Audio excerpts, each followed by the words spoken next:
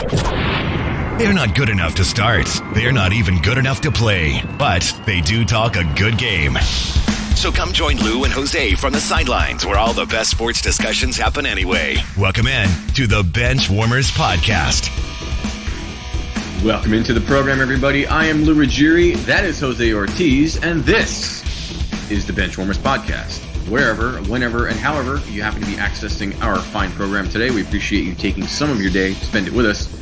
We're going to try to make it worth your while. Slightly different show this week. A little change up to our normal routine, obviously because the NFL season is coming to a close, and we have some other stuff to get to that we don't normally talk about. So it's going to be a little, for those staunch Benchwarmer listeners, it's going to sound a little different, but our opinions are basically going to remain the same. In the second hour, we're going to kind of do a This Week in Sports. We have a lot to touch on that's sort of outside of our normal purview of, football and basketball predominantly. We do have some basketball to talk about. It is another week in the NBA, so we're going to go around the NBA and kind of hit some highlights and lowlights of the week that was basketball. And then this hour is basically going to be just dedicated to the NFL. And hopefully you're following along on either the iHeartRadio podcasting app or Amazon Podcasts or wherever you find podcasts, Spotify. We're on YouTube if you want to follow us there, Facebook, Instagram, at the Benchwarmers Podcast, at the BW Pod on Twitter, email the Benchwarmers Podcast at yahoo.com for all of your lovely love and hate mail. But right off the bat, let's just jump right into it, Jose. We have the Super Bowl. It's ready to go. Tampa Bay Buccaneers and the Kansas City Chiefs. I want to focus more on the championship games because obviously we're going to have a week or two to get ready for the Super Bowl, so we'll get into further analysis and break down this game as we go. But I mean, just initial thoughts right off the bat when you saw this weekend's finality. What were the first couple of things that popped into your head? Well, one, I don't think anyone should have been surprised that the Chiefs are back in the Super Bowl. They have the best quarterback in the game, best tight end in the game, one of the best wide receivers in the game, two of the best pass rushers, one of the best NFL coaches, one of the best coaches in NFL history. Not a surprise at all. To me, what stood out, the Bucs were 7-9 last year. People might forget that. Yeah. Tom Brady came here, instantly turned this team into a contender. I think he got a little bit lucky this game, throwing 3 interceptions, but still, listen. Sometimes you have to be lucky, and luck is a huge factor in success both on the field and off the field. This man has been in 10 Super Bowls. He's doing something right, and my hat's off to him. He seems to be blessed by the football gods, but here he is again. So congratulations, Tom. This guy just keeps getting it done. Unbelievable. Or what did you say earlier? He made a deal with the devil. Yeah, or something like that. I don't know exactly what I said. I had so many different thoughts. Deal with the devil, deal with the football gods. He won a bet with the football gods. Like, I had so many different thoughts. It's just, how does this guy just, like any other quarterback, in week one of the first round of the playoffs, Ben Roethlisberger threw 4 interceptions and lost, and we roasted him for it. Yeah. Tom Brady throws three interceptions and wins by 5. It's just like sometimes he's just so lucky. It's frustrating, but hats off to him. He's a great player, and I mean they might just want to change the name from Lombardi Trophy to the Brady Trophy or something because he keeps finding a way to get back to the big game. Yeah, I think earlier in the preseason, I believe it was Mike Florio from Pro Football Talk. I think he works for. He predicted. I heard him on a show, and he predicted it was going to be, I'm pretty sure it was the Buccaneers, and I believe it was the Chiefs. I think he got the Super Bowl right. And I remember thinking at the time, like, man, the Buccaneers, that's an awful lofty prediction. Like, that seems like it might be a little much to add. Like, even Peyton didn't go, he didn't win the Super Bowl the first year that he went to the Broncos. But here we are. And the first thing that I thought was, wow, the Tom Brady discussion of GOAT is now, it's not that it wasn't over before. Yeah. It was already over, but now, because the only other argument I could even come up with, as far as Joe Montana was concerned, was like, all right, well, Joe Montana, when he left the 49ers, he went to the Chiefs, and he brought the Chiefs to the AFC Championship. Ironically, he ended up losing to the Buffalo Bills in that year, but still, it was one of those things where, everybody kind of said the same things. Oh, he's a system quarterback. He can't win without, Jerry Rice, or he can't win without, either one of the Hall of Fame coaches he had, or any number of things. But then he went and he made it to the AFC Championship with another team. And to me, that was the only even remotely sound argument you could make for anybody but Tom Brady.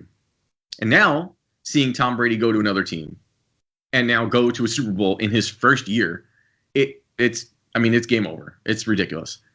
It kind of puts a ding into Bill Belichick a little bit. I don't know where you were going. I was just, not to say he's still the greatest coach of all time, but if there was a notch that he could go down, I think he's gone down that notch this season based on what we've seen. Well, if you look at the success that the Patriots haven't had compared with, what Tom Brady, because if you look at the two teams, and like you said, the Bucs won 7 games last year. Yeah. And this year, what is that? A 4-game swing? They were 11-5. So yeah, 4-game, plus 4 games. Yep. Versus the Patriots last year, and look at their record versus how they did this year. They that's, and the only difference really is the quarterback. Everything else has pretty much been the same. The Patriots had some opt-outs this year or whatever, but still. Yeah, on offense, certainly. Yeah. But yeah, as far as the Chiefs go, the Chiefs, and we can sort of just transition right into the first game. I want to kind of talk about the Kansas City-Buffalo game first. And my first impression is sort of how I wrapped up the game. So Kansas City, for anybody that is stuck under a rock for the last 3 days, Kansas City won 38-24, and it wasn't really even that close. The Buffalo Bills were up by 9. They were up 9-0, which seems to be the Chiefs' MO, where they kind of spot you a few points and then rally back. I think they went on. It was something like a 38-6 run at one point to end the game. And so this game, it felt like the Buffalo Bills just they weren't ready.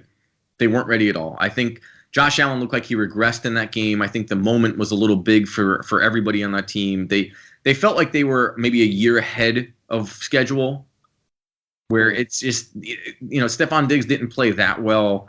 Josh Allen didn't play that well. Their running game is just virtually non-existent, and so just overall they just looked outmatched. And I was thinking at one point during that game how if the Browns had beat the Kansas City Chiefs last week, how the Browns would have done against that Buffalo team. Because I think the Browns could have beaten Buffalo this week if they had made it.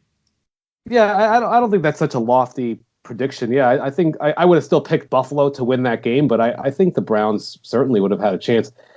It's weird because you're basically saying exactly what I thought. The Buffalo Bills went up 9-0, then proceeded to be outscored 31-6 through the second and third quarters. So it went from being up to being completely blown out in 2 quarters, and it just felt like the offense.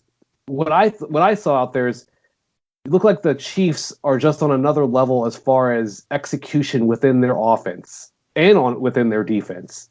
Yeah. And the Bills are still kind of maturing, just learning to be a good team, learning to be a great team and execute like a great team. Like there's times during a game where when you get the ball on offense, you have to go down and get 7 points. And the great teams, the great quarterbacks, the great offenses often find a way to answer the bell there. Hey, you're down 14-0. You got the ball back. You need to go out and get 7 points right now. Hey, you're down 21-6. Got the ball back. You need to go out and get 7 points. And it just feels like I felt like the Bills didn't have that extra gear. Maybe that's something they can get next year. I don't want to take away from the great season they had. They had a fantastic year. Yes. Josh Allen was a little overmatched this game, 28 of 48. That's not what he was throwing around 70% completion percentage this year. So that's in the 50s. That's not what he's been doing this year. I think this team needs more time to gel in the offseason. They need to target another impact wide receiver. Doesn't necessarily have to be a top 5 type like Stephon Diggs, but they need someone else there to help out on the other side. And they really honestly need a running game. Like they just need to be able to run the ball and switch things up a little bit. There's too much pressure on Josh Allen. Well, I was just going to say, yeah, Josh Allen was their leading rusher, and it wasn't even close. He had 7 carries for 88 yards, and the next closest was Devin Singletary with 6 carries for 17 yards.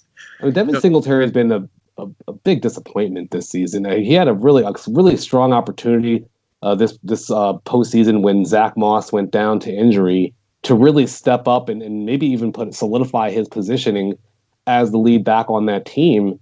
And now you go into this offseason as the Buffalo Bills, you probably don't feel like you have a lead back, and you feel like you have to draft someone or maybe sign one of these big free agents that are going to be available this offseason.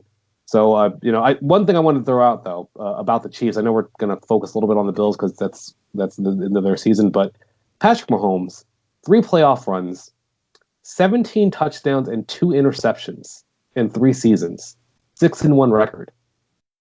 I was just, when you have, and also it helps that you have Travis Kelce and Tyreek Hill, or basically, I think they might be the 2 most unguardable players in the game. Like, how do you guard Tyreek Hill? And then how do you guard Travis Kelce? And to have them both on the same team, it's just an incredible combination.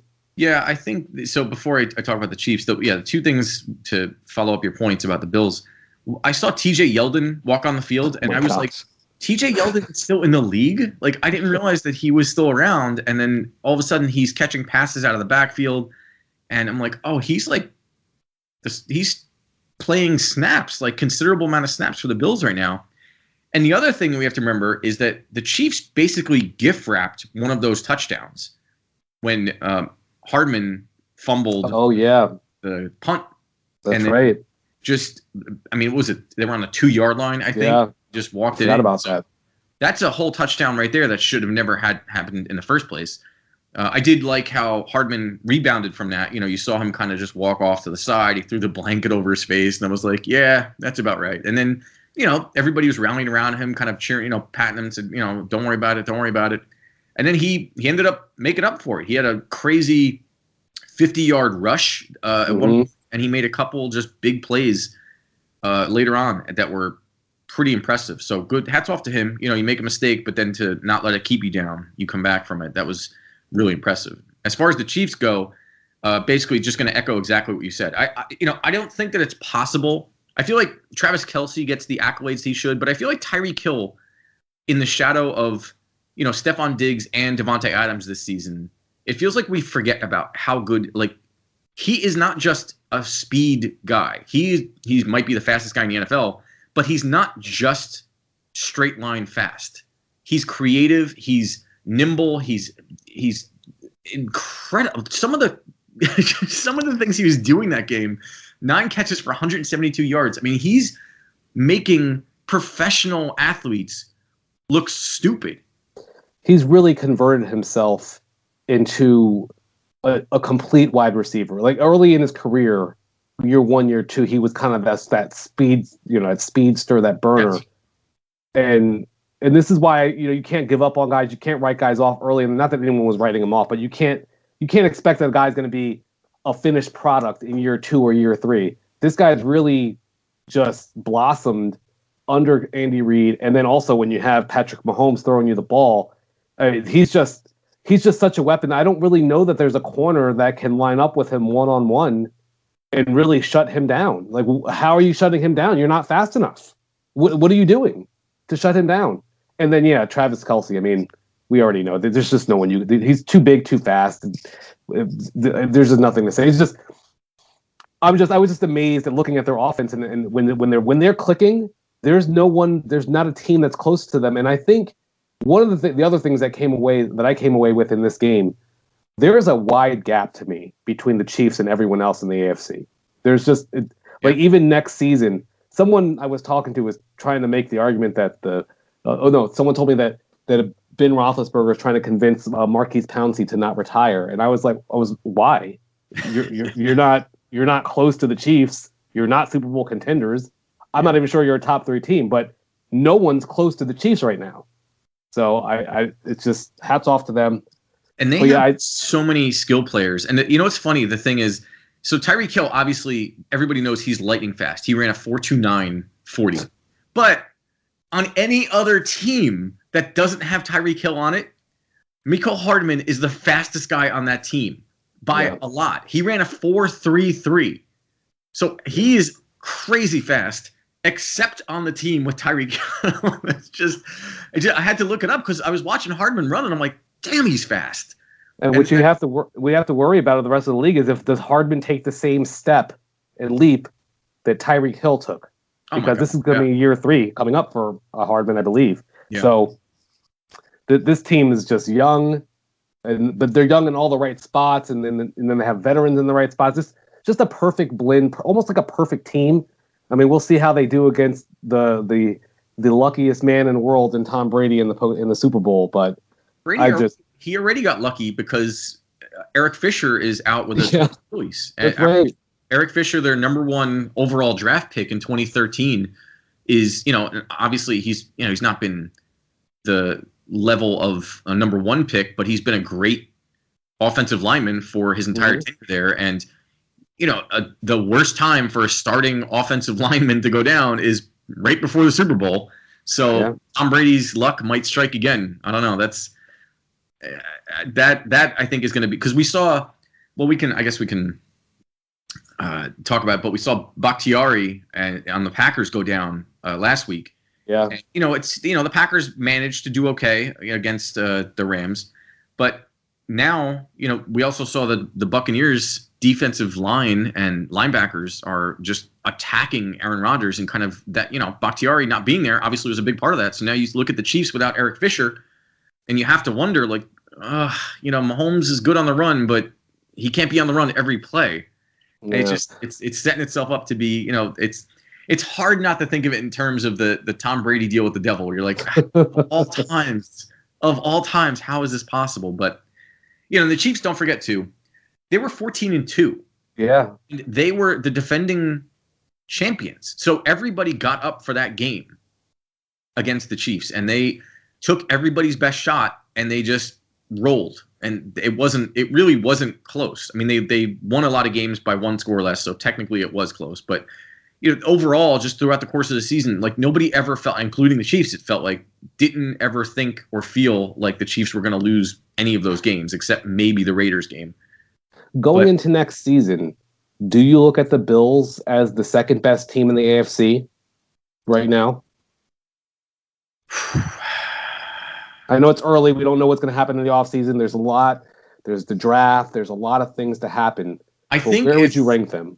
I think if like you mentioned earlier, I think if the Bills managed to acquire a better number 2 wide receiver, however, whether it's through the draft, whether it's through free agency, whatever it is, and another stud running back, whether it's whoever it happens to be, maybe it's Aaron Jones from the Packers, maybe it's I think there's a couple guys in the Packers. I think A.J. Dillon's the only one that's under contract this year for the Packers. Yeah. And either of those guys, I mean, there's so many going to be free agent running backs that if they get somebody who's just a little more consistent than Devin Singletary was this year, I think that then, yes, the Bills will be. But right now, honestly, and it's going to sound crazy, but I think the Cleveland Browns are the team to watch out for, because they're, year 2 of Kevin Stefanski, Coach of the Year.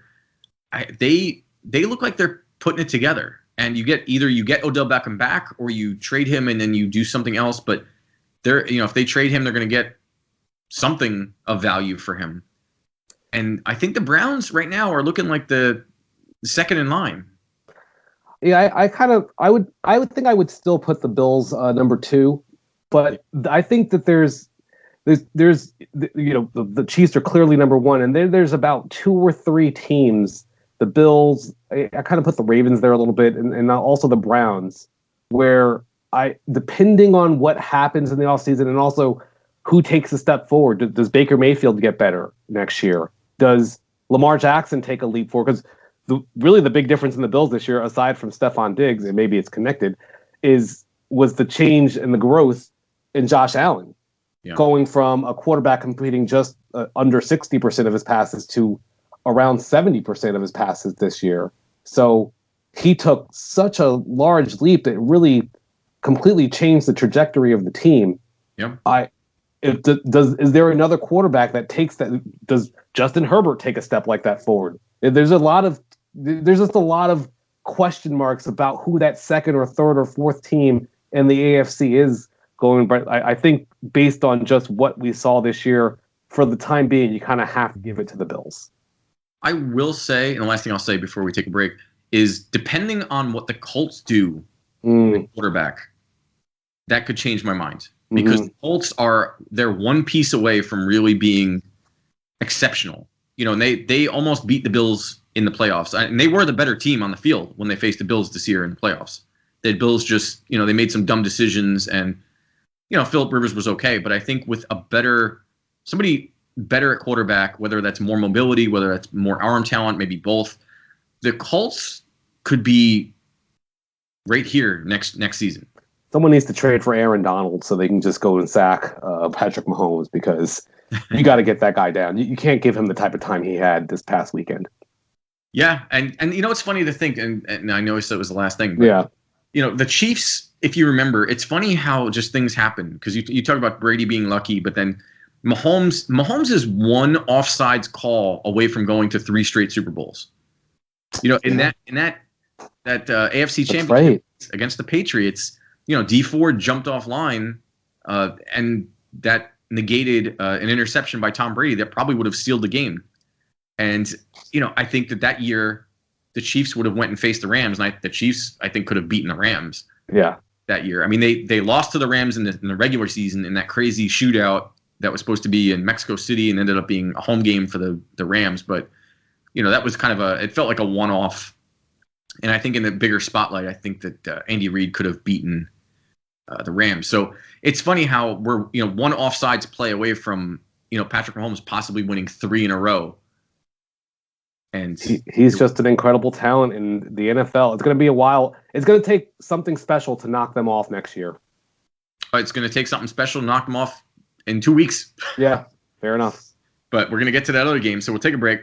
We're going to get to the other side of that Super Bowl match, or the NFC Championship for the Super Bowl, right after this. So stick around, and we're going to come right back with more football talk on the Benchwarmerz podcast.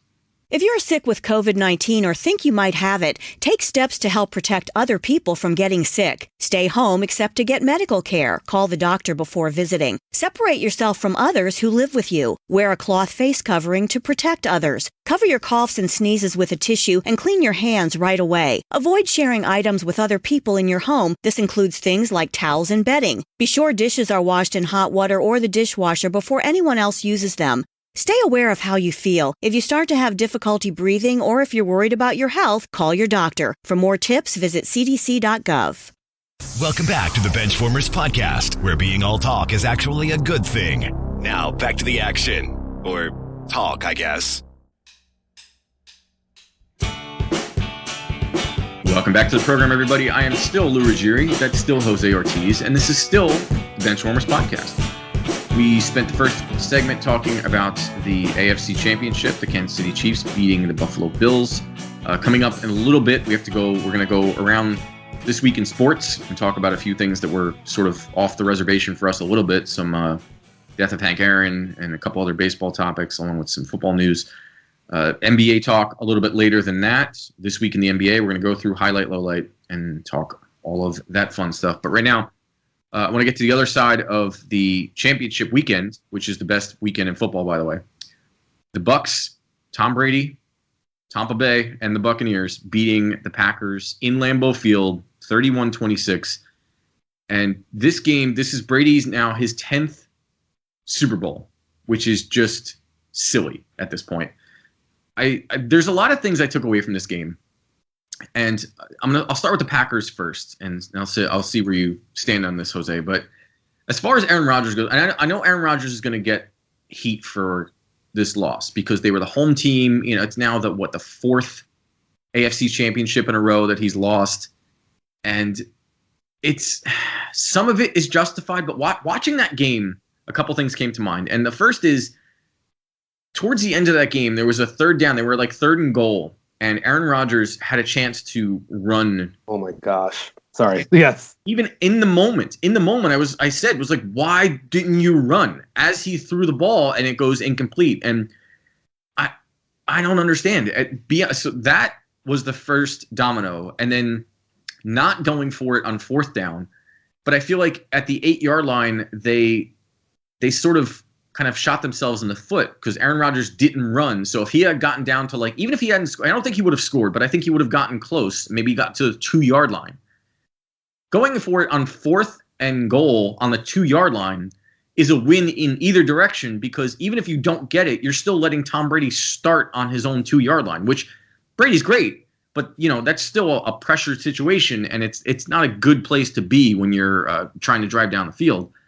And then the next play after that, when they decided to kick the field goal, I was just dumbfounded. I mean, I understand in retrospect, I get it. It's easy to second guess, but at the time, it was like, okay, they have all 3 timeouts. They have a 2-minute warning. So you essentially have 4 timeouts. But they needed a defensive stop regardless if they went for it or they didn't. If you go for the field goal, you still need to stop Tom Brady anyway. So why wouldn't you just it didn't make any sense to me. And just those 2 plays back to back, I felt like that was the end of the game basically for the Packers. And Davante Adams, while great, and I'm not going to say that he was stuffed or anything, but he was held in check for a little bit because the Packers this season were the best red zone team in football, and they did not look like it on Sunday. And I'm not sure what, if I guess that's a credit to the Buccaneers defense, but Davante Adams, 9 catches, but only 67 yards. So it felt like they were like, okay, well, you're going to catch the ball, but we're not going to let you do anything crazy with it. And it's disappointing for Aaron Rodgers, because now Aaron Rodgers has as many NFC championships as Tom Brady does. And Aaron Rodgers also has the same NFC championship record as Donovan McNabb. And those are 2 stats I took away from this week that just blew my mind. So there's a lot to unpack there. So first, yeah, I completely agree that I remember I'm sitting there watching the game, and I thought for a second, like, it looked like, I was like, oh my goodness, the field's open, run, score, and then he didn't do it. I was like, oh, okay, he threw it. All right. I felt like he forced it in. I think it was to Davante Adams, actually. He forced the ball in there, and it was just not really a high percentage throw. The only thing I can say is maybe watching from the screen on our couch looks different than being on the field. Sure. And that's because from where I was sitting, and obviously you agreed, I thought he was going to score. Like, I thought he would go walk into the end zone. Like, I didn't think it would be close. But he knows the NFL. He's forgotten more about the NFL than I'll ever know. So I'll have to trust his instincts there.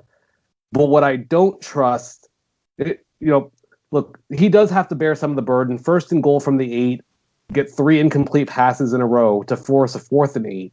Now your coach doesn't really trust that you're going to be able to get it done, because you just had 3 chances to get it done and you haven't done it.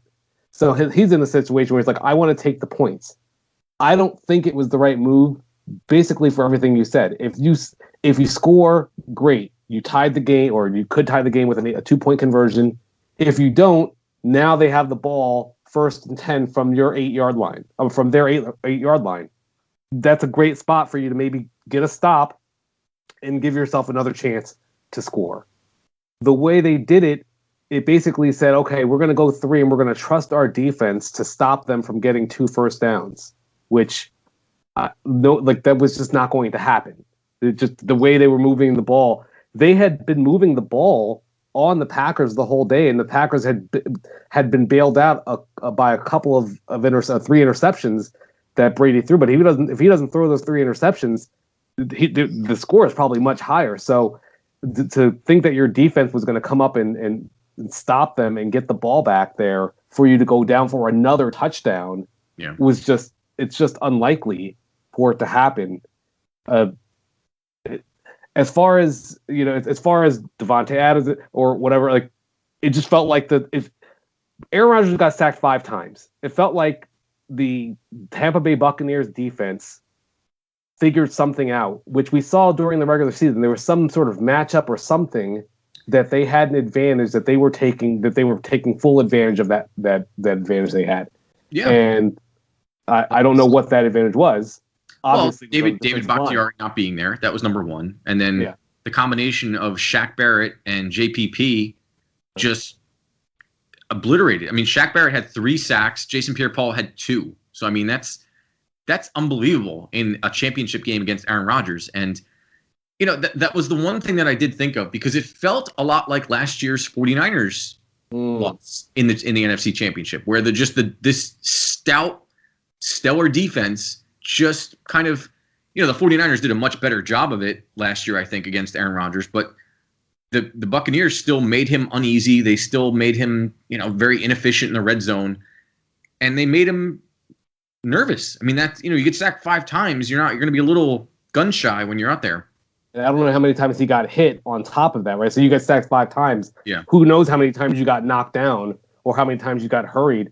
And look, I think it's easy to let Aaron Rodgers off the hook a little bit here. People could say, oh, they should have gotten him more help in the offseason. I was just going to say that, yeah. You know, infamously not taking an offensive player that's going to help you until maybe the third or fourth round. But honestly, you're supposed to be one of the greatest of all time. Go out there and make it happen. I don't make excuses for these types of players.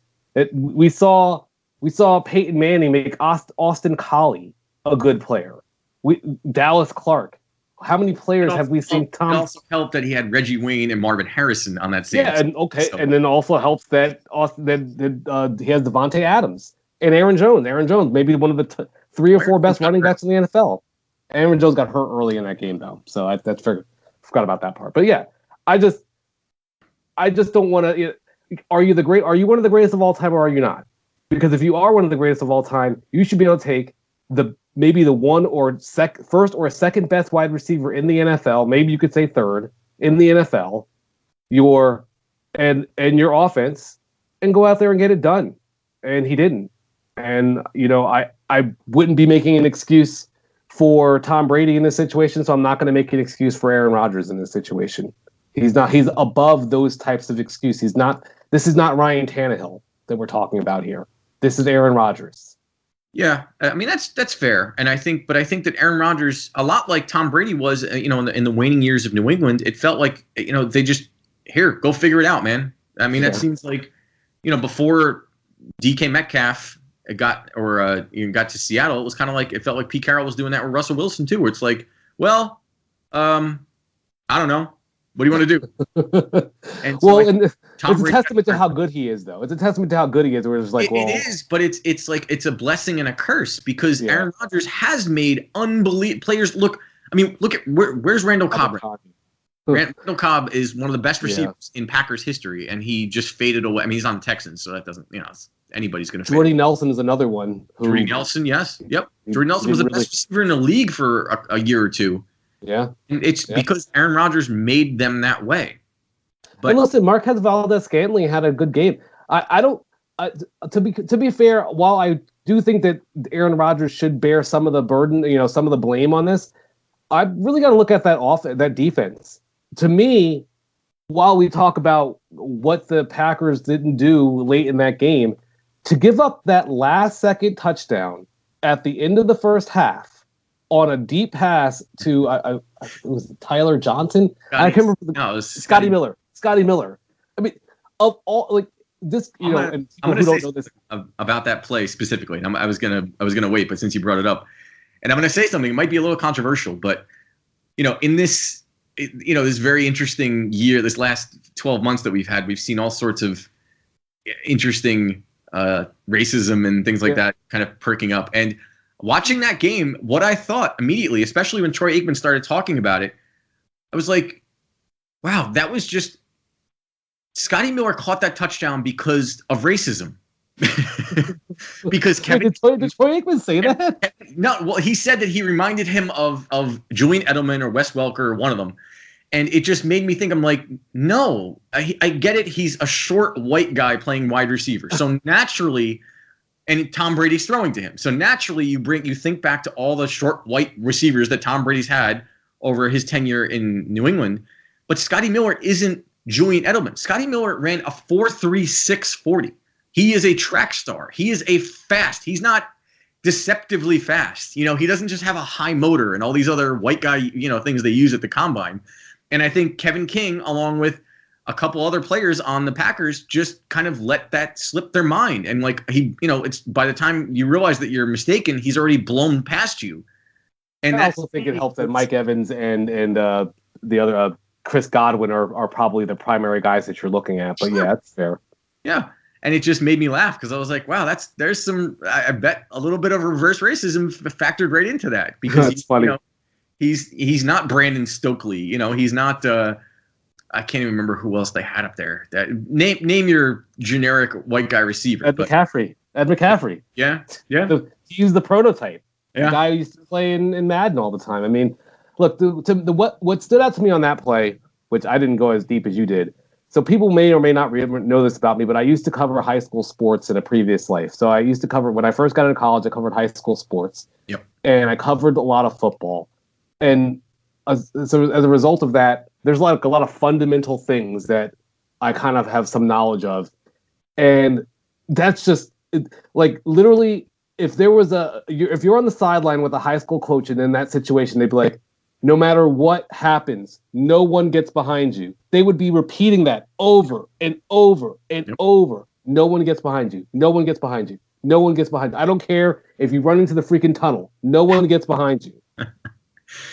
And it's just interesting how sometimes in the NFL, and I'm sure it's not a purposeful thing. It's just interesting how sometimes those fundamentals kind of go out the window, and I'm not sure if it's because people are relying on their athleticism or if it's just sometimes you just get beat. It's hard to be perfect. I don't know what it was, but to me, especially in a game where you lose by 5, that right there was inexcusable. Inexcusable.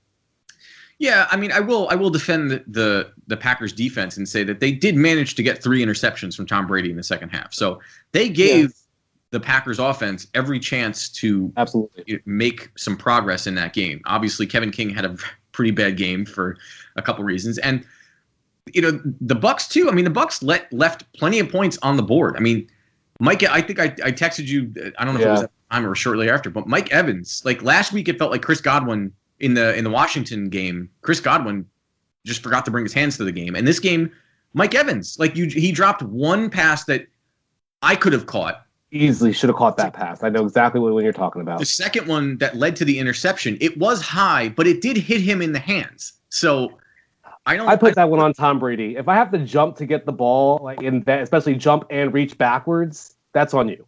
I mean, it wasn't a good pass, but if it hits, what does I say? If it hits your hands, you should catch it. Yes. So Mike, you can't do that when you're playing the Chiefs in the Super Bowl. You need every point you can get because the Chiefs are going to be putting up points. So you can't afford to miss easy points when they're given to you. Yeah, no, that's absolutely true. It's absolutely true. If you're the Packers, because it's interesting. I was thinking about them. It's like this is a very interesting offseason for them. Aaron Jones is a free agent, as you mentioned earlier this season. Jamal Williams is a free agent. Aaron Rodgers is going to be 38 next year. He said he wants a new contract with the Packers. Yep. You preach all the time about not paying guys for what they have done and instead pay them for what they are going to do. If you're the Packers, are you entertaining trade offers for Aaron Rodgers, assuming that you can get a king's ransom, being that you've already drafted his replacement in Jordan Love? Well, I think the problem, because I was thinking about that earlier, as a matter of fact, and the thing is, it depends on what the contract is that he wants. If he wants a more structured deal so that they can pay other players, a la Tom Brady in New England, where he can get more help by virtue of making more money accessible to the team, with the express, understanding that money is going to what he wants to be added to the offense. Right. Or the other part of that is if they do try to trade him or they do entertain offers, yes, it is Aaron Rodgers, but it's also a 37-year-old Aaron Rodgers. But it is an Aaron Rodgers, despite being 37, just had the greatest season of his life and threw for 48 touchdowns. But it's sort of this weird kind of in between because I don't think that you're not getting what you would get for Deshaun Watson, because Deshaun Watson is 24 years old. He's coming into his prime, where Aaron Rodgers is in the twilight of his career, great year or not. He's still 37 years old. So you're only getting a couple more seasons out of him of maybe peak performance before you start to see a decline. So I don't think that you might, if you get a first round pick like a I think the Colts have 21st pick this season, or this draft rather, something like that. I wonder if a team like that would take it and just let's say win now, because I don't know if the Packers would take it, but it's you kind of have to see how badly does he want to leave, how badly do you want him gone versus, should we hold out and then you play the I don't know. There's a lot of factors there that aren't cool. They kind of muddy the waters a bit. So I think that you entertain offers, but if you get more than a first round pick and maybe a younger, but they don't need a younger quarterback. So I don't know who they would ask for. If you get a first and a second round pick, I think you take it and run. I think I need more than a first and second round pick. See, here's the thing. First of all, Aaron Rodgers is still under contract through 2023, right? So it's not like they have to move him or anything like that. They have an out after next season. To me, first of all, from Aaron Rodgers' perspective, if I've been the best employee at my company for the last decade and it's time for me to get paid, I'm not taking a pay cut, right? Like, I've given you 10 years to get me some more Super Bowls. It hasn't happened. At this point, I don't know. Maybe if I was in the NFL, I would think differently. Well, I'm not taking pay cuts because that means I have to trust you to get the job done. It's not like, oh, here's a pay cut and you get a Super Bowl. No, here's a pay cut. Now I have to trust you to take the money and invest it correctly so that we win a Super Bowl. It's too much trust for the other side. This is not Bill Belichick. This is not Andy Reid, who's my general manager. I can't remember off the top of my head who the Packers general manager is, but either way, I don't know if I have that level of trust, especially after what we just saw in this draft this past year. What we just saw is, at some point, you don't really need more money compared to your legacy. And Aaron Rodgers has made plenty of money, and I think that legacy is something that he is thinking about. And the thing is, while you're right, you don't know if you leave that money on the table, if it's going to be used correctly. If it's not there at all, you know that you're not getting anybody for sure. So your chances of signing somebody and being able to pay them go from possible to virtually impossible. So if I already have a Super Bowl win, I'm going to end up at the top of basically top 5 in every passing category there is. But he's going to be looked at as an underachiever. Despite all of his individual accolades, is Drew Brees looked at as an underachiever? I don't think that's looked at as an underachiever. I think maybe right now in the moment, but in 5 or 10 years when we're looking back at his career, I don't think we're going to look at him as an underachiever. Well, I mean, we can debate this next week a little more. But I think that something needs to change, because this is now, several years in a row that we've seen Aaron Rodgers reach the precipice of, another level of greatness and fall short for one reason or another. Yeah. And so with that, we'll take a break. We're going to come back. We have to switch gears. We have to go around sports. A lot to talk about. Some more football news, actually, things going out, a couple awards that were there, some trading block information, a little baseball talk, which we never really do, but it seemed worthwhile. And then NBA talk. So let's take a break, and we'll come right back on the Benchwarmers podcast. Thanks for listening to the Benchwarmers podcast. Follow along with us on the Benchwarmers podcast on Facebook and Instagram. And don't forget to review us on iTunes, Google Play, or wherever you get your podcasts.